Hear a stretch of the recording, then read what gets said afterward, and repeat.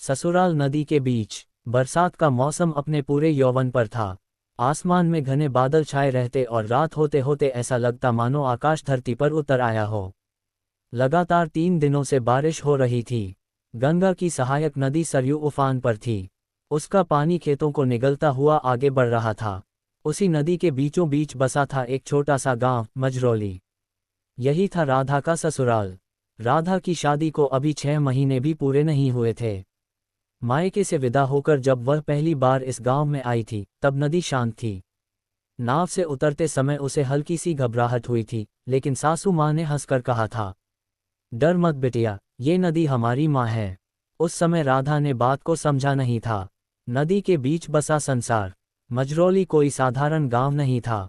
चारों ओर से नदी से घिरा हुआ, मानो जल ने उसे अपनी गोद में बैठा रखा हो। बाहर की दुनिया से जुड़ने का बस एक ही साधन था, लकड़ी की नाव। बरसात में वही नाव जीवन और मृत्यु के बीच का फर्क तय करती थी। राधा का पति मोहन इसी गांव में जन्मा और पला बड़ा था। नदी उसका खेल का मैदान थी, उसकी रोजी रोटी थी और कभी कभी उसका दुश्मन भी। मोहन मछुआरा था। सुबह अंधेरे ही जाल लेकर निकल जाता और शाम को लौटता। राधा दरवाजे पर खड़ी नदी की ओर देखती रहती, कभी चिंता से, कभी गर्व से। ससुराल की पहली परीक्षा। राधा शहर में पली बड़ी थी। पक्के मकान, बिजली, सड़क, सब कुछ था। यहाँ न बिजली थी, न अस्पताल, न स्कूल। रात होते ही दिया और लालटेन जलती। मोबाइल नेटवर्क भी कभी कभी ही आता। शुरू में राधा को बहुत कठिनाई हुई। मोहन, अगर किसी दिन तुम नदी में, वह वाक्य पूरा नहीं कर पाती थी। मोहन हंसकर कहता, नदी हमारी किस्मत है राधा, इससे भाग नहीं सकते। सास धर्म देवी सख्त लेकिन दिल की साफ थीं। वह राधा को धीरे धीरे गांव के तौर तरीके सिखाने लगी, नदी से पानी भरना, मछलियां साफ करना, ऊंचे चूल्हे पर खाना बनाना। उफनती सरयू और बढ़ता डर। उस साल बारिश कुछ ज्यादा ही हो गई थी। नदी का पानी हर रोज 1 हाथ बढ़ जाता। खेत डूब चुके थे। गांव के बुजुर्ग चौपाल पर बैठकर चिंता जताते, अगर पानी और बढ़ा तो गांव डूब जाएगा। राधा का दिल बैठा जाता। उसे मायके की याद आने लगी। वहां पक्की सड़कें थीं, सुरक्षित घर थे। लेकिन वह जानती थी, अब उसका घर यही था। एक रात तेज आंधी के साथ बारिश आई। नदी की आवाज डरावनी हो गई। ऐसा लग रहा था मानो वह गांव को निगल जाना चाहती हो। अचानक बाहर शोर मचा। नाव टूट गई, नाव टूट गई। संकट की घड़ी। वही नाव जो गांव को बाहर की दुनिया से जोड़ती थी, तेज धारा में टूट गई थी। अब गांव पूरी तरह नदी के बीच फंस गया था। राधा की सास बीमार थी। तेज बुखार था। दवा खत्म हो चुकी थी। कोई डॉक्टर नहीं आ सकता था। राधा पहली बार इस ससुराल की असली सच्चाई से रूबरू हुई। यहाँ जिंदगी हर पल जोखिम में थी।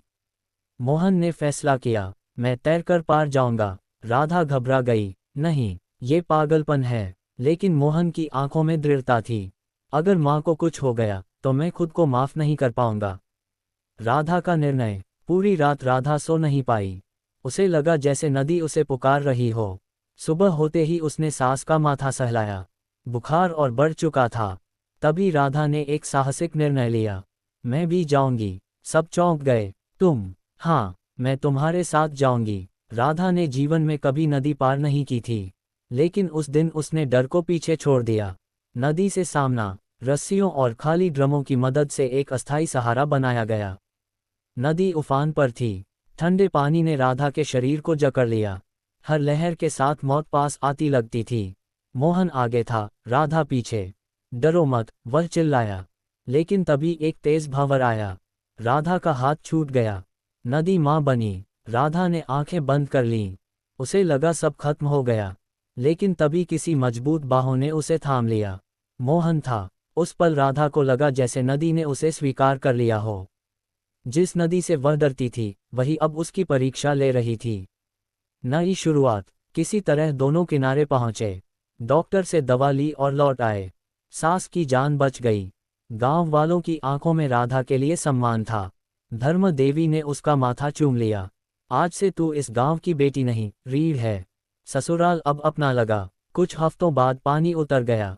नाव फिर बन गई। जीवन धीरे धीरे पटरी पर लौट आया। अब राधा नदी से डरती नहीं थी।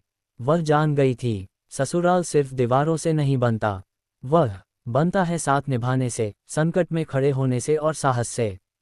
राधा अक्सर शाम को नदी किनारे बैठती और सरयू को देखती। अब उसे लगता, यह नदी बीच में नहीं, उसके जीवन के भीतर बहती है।